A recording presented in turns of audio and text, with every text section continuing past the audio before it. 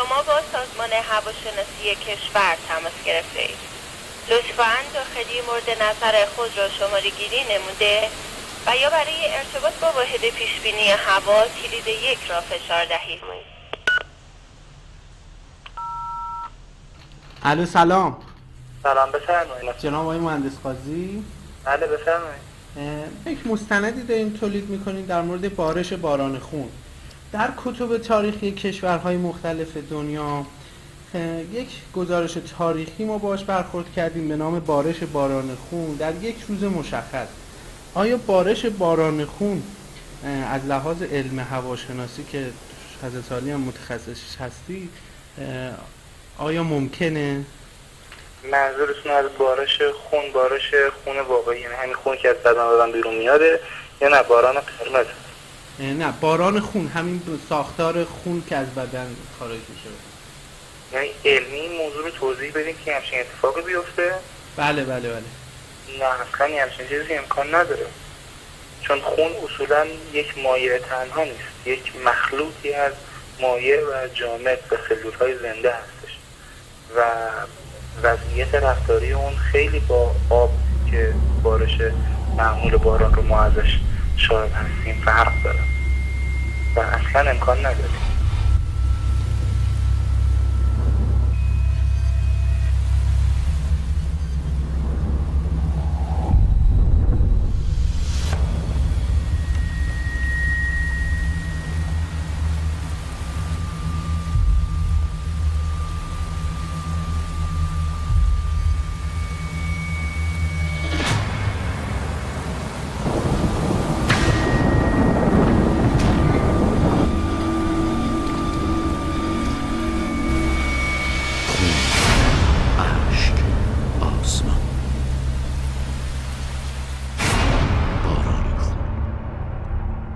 آیا تا به حال تصور کرده اید که از آسمان خون ببارد؟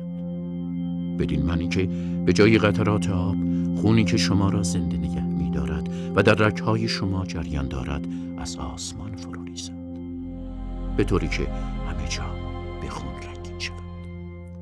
این تصور ما را بران داشت تا دست به تحقیقی بزنیم که پاسخ این سوال را به ما بدهد. در گام نخست به سراغ نزدیکترین وسیله جستجو در دنیا رفتیم: اینترنت. وقتی جستجو را شروع کردیم، مطالب جالبی نظرمان را جلب کرد. جالبترین نکته این بود که موضوع باران خون یا بلود رین در دنیا مشهور است و حتی هر چند وقت یک بار در شهری به نام کلارای در کشور هند به وقوع می‌پیوندد.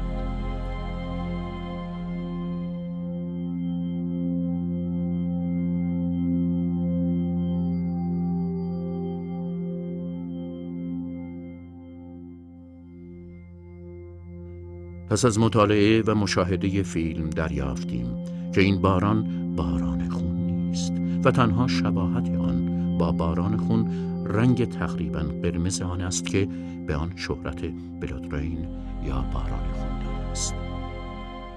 و باز سؤال ما پابرجا بود. به سراغ متخصص هواشناسی رفتیم تا از منبع موثق‌تری پرسیده باشیم.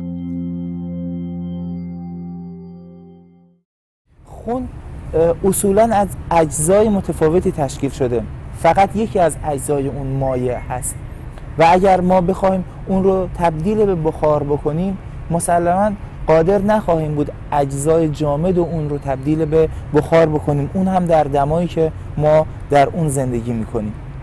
وانگهی تبدیل کردن این اجزای متفاوت از هم جدا شده دوباره به شکلی که ما از خون میشناسیم کار سختی، در واقع نشدنی. مهندس قاضی ما را مطمئن و متقاعد کرد که خون به عنوان یک مخلوط جدا نشدنی امکان تبخیر و سپس فرود از آسمان را ندارد و غیر ممکن بودن این اتفاق ما را بیشتر تشویق به ادامه جستجو کرد.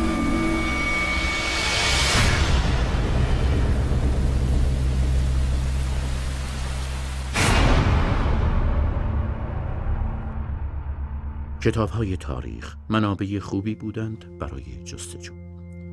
با کمی پرسه در لابلای برگه های تاریخ، واقعی بسیار چشمگیری ما را مجذوب خود کرد و آن این بود که در دهه 80 قرن ششم میلادی در اروپا باران خون باریده و این واقعه به همین صراحت در برخی از کتب تاریخ اروپا مانند کتاب انگلو ساکسون کرونیکل ذکر شده.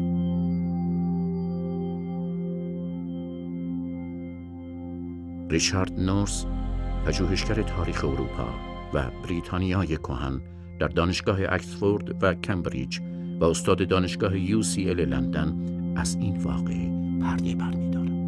So the year 685 or 685 really describes Northumbrian history at this time, going on for 15 years beyond that date.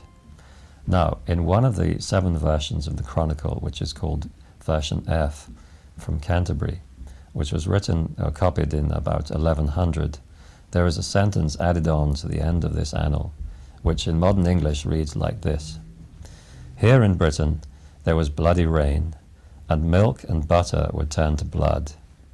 This sentence is only found in version F of the Chronicle from Canterbury. The significance of this is not clear to me. It may describe incidents which were noticed in the year 685. لازم به ذکر است که تعداد کتب تاریخ اروپایی که چنین واقعی را ثبت کردند تنها به کتاب انگلو ساکسون کرونیکل محدود نمی شود و از یک کتاب تجاوز می کند. از این دست کتاب ها می توان نام کتبی مانند ولش لتینگ کرونیکل و یا کرونیکل آف پرنسیس را نیز نام برد. جان ودادی، مستندساز و پژوهشگر بریتانیایی، توضیحات بیشتری در این باره با ما در میان می‌گذارد. In my investigations, I came across an unusual text in the book called the Anglo-Saxon Chronicles. In this text, it mentions around 680 AD that in Britain it rained blood, and that milk and butter was turned into blood. Now, on its own, this is quite unusual. However, there's 2 other manuscripts or 2 other books of historical importance. One being the Welsh Latin Chronicles, and the other being the Chronicles of the Princes. They also mention this incident. And because of the fact that 3 different books from the northwest area of Europe have mentioned this event, it makes us wonder, and it makes us pay attention to this incident and investigate to find out what this incident was about.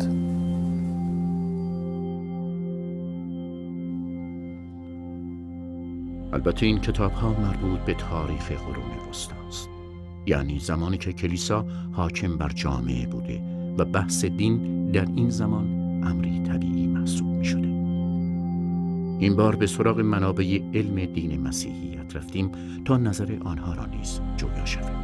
با مطالعه این پایگاه اینترنتی مسیحی که به بشارات کتاب مقدس پرداخته بود، بعضی وقایع را به عنوان عذاب الهی معرفی کرده و آنها را نام برده که از جمله این وقایع باران خونی بود که در سال 685 میلادی در کشورهای اروپا باریده و آن را یک عذاب الهی عنوان کرد.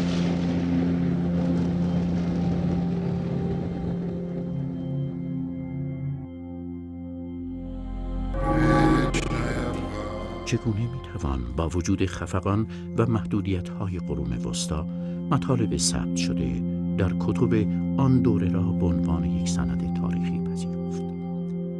این سوء ظن ما را بر آن داشت تا سری به اسناد تاریخی بزرگترین و معتبرترین تمدن آن زمان بزنیم: اسلام.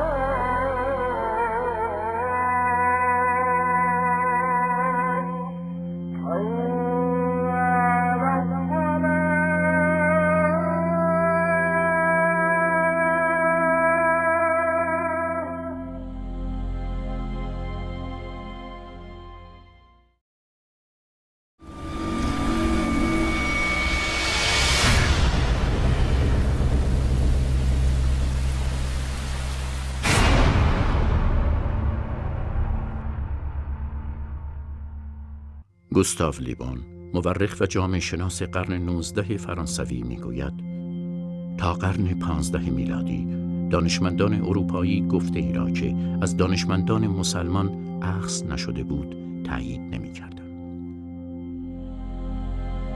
دوران شکوفایی اسلام یکی از برجسته ترین و بزرگترین تمدن‌ها دقیقاً مقارن با قرون وسطی بوده و جالب آنکه کتب تاریخی این تمدن بزرگ نیز چنین واقعی، یعنی باران خون را حدود همان سال 685 میلادی در مناطق مختلف جغرافیایی همچون روم، عراق، ایران، یمن و مناطق دیگر گزارش کردند و یا تایید کردند. برای این مهم به سراغ متخصصین تاریخ تمدن اسلامی در نقاط مختلف دنیا رفتیم تا شاید با توضیحات ایشان بتوانیم نقطه وصلی بین این گزارشات و گزارش‌های ثبت شده در تاریخ اروپا پیدا کنیم.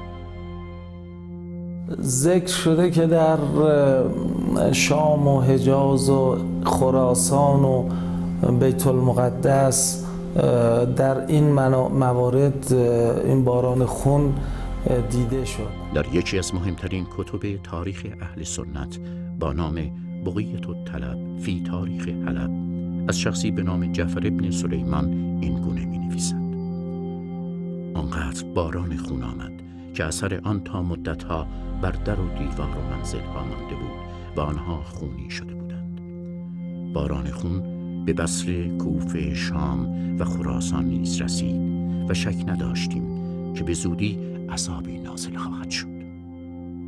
در منابع اهل سنت این قضیه به طور وسیعی گزارش شده در منابع حدیثی و تاریخی، در کتاب ذخایر العقبای طبری شافعی و همینطور کتاب تاریخ دمشق، صواعق المحرقه، الخصائص الکبری، ینابیع الموده، تذکرة الخواص، سیر و اعلام النبلاء ذهبی، تاریخ الخلفاء، اسعاف الراغبین، کتاب احقاق الحق، الکامل، کتاب البدایه و النهایه، اخبار الدول، المعجم الکبیر طبرانی، کتاب مجمع الزوائد، کتاب کفایت الطالب، کتاب تفسیر قرآن ابن کثیر و مقتل الحسین و همچنین تهذیب التهذیب مال ابن حجر که اینها همه از منابع مشهور و معتبر اهل سنت هستند. و جالبتر آنکه برخلاف کتب اروپایی علت بارش این باران از آسمان را نیز بیان کردند.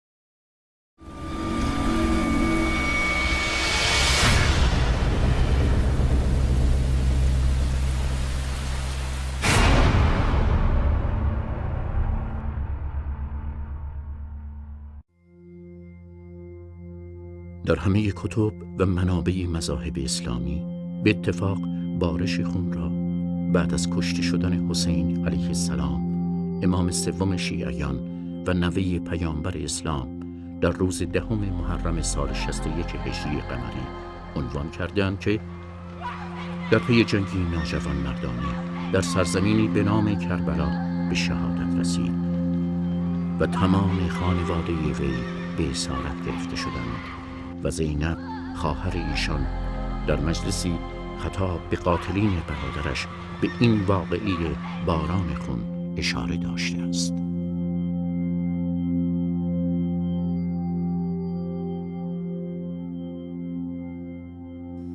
همینطور ما داریم که وقتی که حضرت زینب سلام الله علیها به دربار یزید رفته بودن و اون خطبه مشهور رو ایراد نمودند، در اواخر خطبه گفتن تعجب نکنید اگر به خاطر این مصیبت از آسمان خون بباره و اگر هر جویباری پر از خون بشه و اگر چاه‌های شما در اثر ریزش باران پر از خون بشه. این روایات هم در کتاب صواعق المحرقه جلد صفحه 116 و 192، تفسیر ابن کثیر جلد 9 صفحه 162 این روایات ذکر شده. پس چنین اتفاقی در روز عاشورا در روایات شیعه و در روایات اهل سنت متواتر نقل شده. و همچنین در کتاب عیون اخبار الرضا از قول امام هشتم شیعیان حضرت رضا علیه السلام این گونه می نویسد که جدشان باقر علیه السلام می فرماید: لما قتل جدی الحسین امطرت السماء دما و ترابا احمر.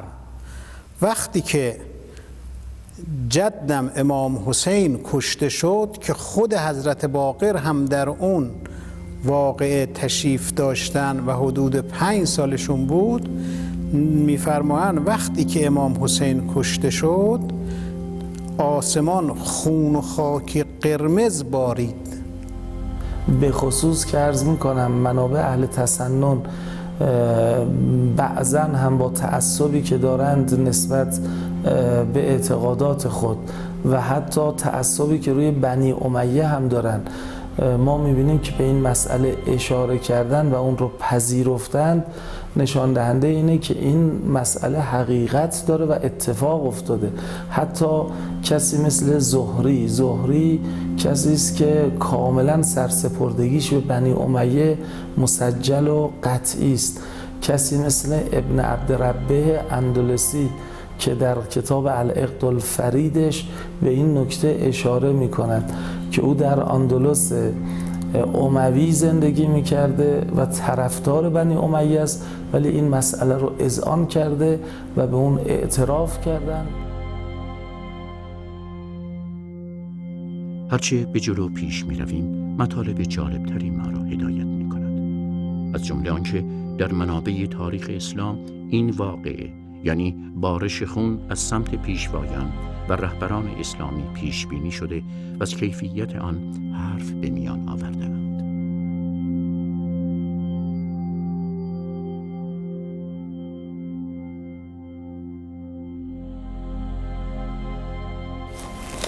در جلد 45 بهار علامه مجلسی علیه الرحمه بابی رو آورده در باب گریستن آسمان و چطور گریسته و این قرمزی چطور بوده.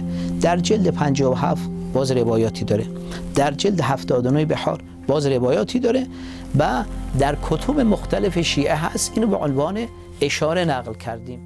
در ادامه کنکاشمان به روایاتی در همین خصوص، یعنی پیشبینی بارش خون برخوردیم. ام سلمه همسر پیامبر اسلام پیشبینی شهادت امام سوم شیعیان در سرزمین کربلا و وقوع این اتفاق را از قول رسول خدا نقل کرده است که این مطلب در کتب المجمع الکبیر، مجمع الزوائد و کنز الامال مستند می باشد.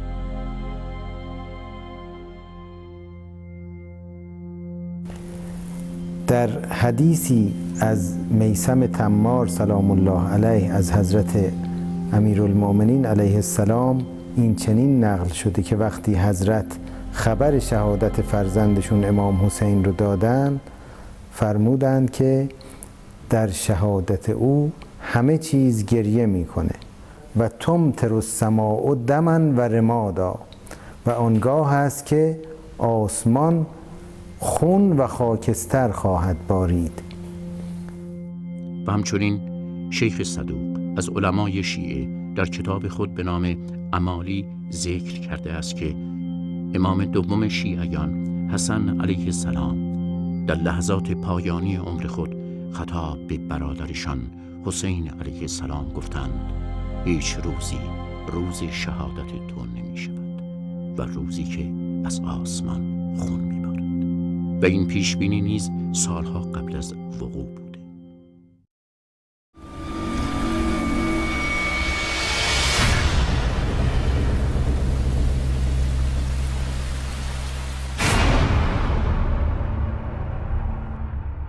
حال پس از گذاردن گوشه‌های تحقیق و کنکاشمان در کنار هم به چند نکته قابل توجه دست می‌یابیم.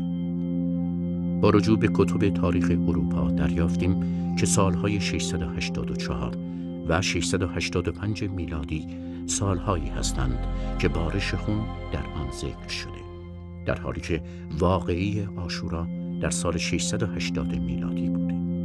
به راستی این تفاوت سال را چگونه میتوانیم توجیه کنیم؟ پاسخ بسیار ساده است. طبق گفته پروفسور ریچارد نورس، نگارش این کتب تاریخ اروپایی به 300 سال بعد از وقوع عاشورا برمیگردد. پس مبنای این نوشته‌های تاریخی تاریخ شفاهی بوده است. بنابراین احتمال خطای 4 یا 5 سال امری طبیعی خواهد بود و این در حالی است که در منابع تاریخی اسلام وقوع باران خون همگی در یک تاریخ عنوان شده و همچنین مبنای تاریخ میلادی گذشت روز هاست. اما طلوع ماه و شبها مبنای تاریخ قمری است و خود این تفاوت مبنا میتواند ایجاد اختلاف کمی در شماره آن داشته باشد. و اما باران خونی که در کتب اروپایی و اسلامی از آن یاد شده، آیا واقعا خون بوده و یا تنها رنگش قرمز رنگ بوده؟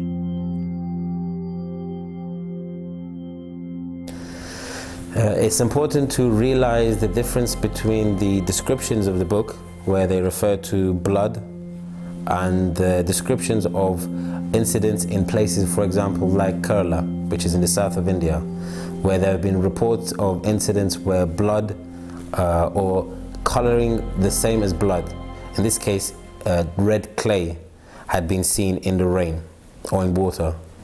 Now, the difference between the incidents that happen in these books and in other books mentioned in the Muslim Empire are that the people who reported them were scientists, and they had described the blood as if it was real blood. So they referred to the thickness and the clotting of the blood. They did not describe it by just color, saying red. So they refer to it specifically and use the word specifically blood, which makes us realize that what they refer to must have been blood in their eyes and not something that was similar to blood. سوال محرقه از ابی سعید نقل میکنه که و آسمان نیز خون میبارید و اثرش تا مدتها در لباسها باقی بود و عجیب اینه تا اینکه این لباسها پاره پاره شد، یعنی این خونها پاک نمیشد هرچی میشستن، اثرش همینجور باقی بود تا این لباسها پاره پاره شد. و شاید این نکته نیز قابل توجه باشد که علت بارش خون یعنی کشته شدن حسین علیه السلام در کتب تاریخ اروپایی ذکر نشده. چرا؟ ببینید در اروپای غربی بعد از فروپاشی امپراتوری روم غربی، مناطقی که امروزه از ایتالیا به طرف غرب اروپا هست دچار یک از همگسیختگی و حکومت‌های محلی مستقل و معارض نسبت به یکدیگر شد و چراغ علم و تمدن در اینها خاموش شد، لذا به یک حالت قهقرایی رفتند. اروپا در اون موقع به اصطلاح در بربریت به سر می برد. انگلستان هم جزئی از این اروپا بود که اتفاقاً اهمیتش نسبت به بقیه اروپای غربی به خاطر جزیره بودنش کمتر بود. از صحبت‌های کارشناس مربوطه چون این برداشت می شود که در زمان نگاشتن کتب تاریخ اروپایی به دلیل عدم تمدن اصلی امکان ثبت دقیق و علمی وقایع وجود نداشته است. حال چه برسد به ثبت دلیل این وقایع؟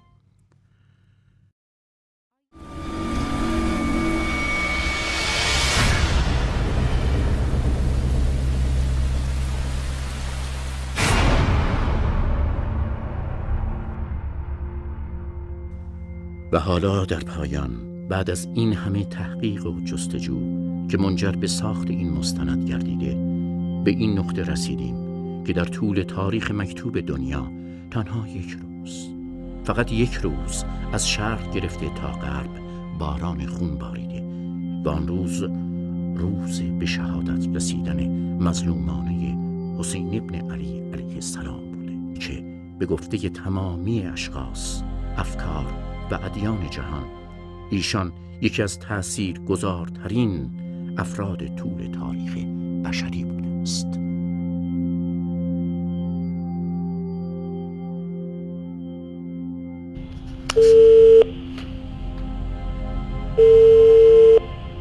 سلام آقای دکتر بالرام شکلا. سلام با شما، من بالرام شکلا هستم. ببخشید درسته که شما هندو مذهب هستی؟ آره دیگه، من هندو هستم. بعد میخواستم نظرتون رو در مورد شخصیت امام حسین بدونم. ببینید، امام حسین در جوار هندوستان و بین هندوان خیلی زیاد معروف هستند و به خاطر این که ایشون شهید شدند در راه حق تعالی و به خاطر این ما فکر میکنیم که حسین علیه السلام به خاطر همه انسانیت میتونن رهبر بشوند. درسته.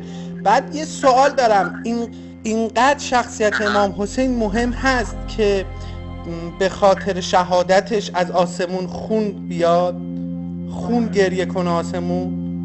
ببینید، وقتی که مردان خدا ظلم و تظلم میبینند، همه کائنات براشون گریه میکنه، در این هیچ شکی نیست. و گریه خون به معنی این که گریه شدید، پس همه کائنات براش گریه میکنند، هیچ شکی نداره. بوتروس مدیا.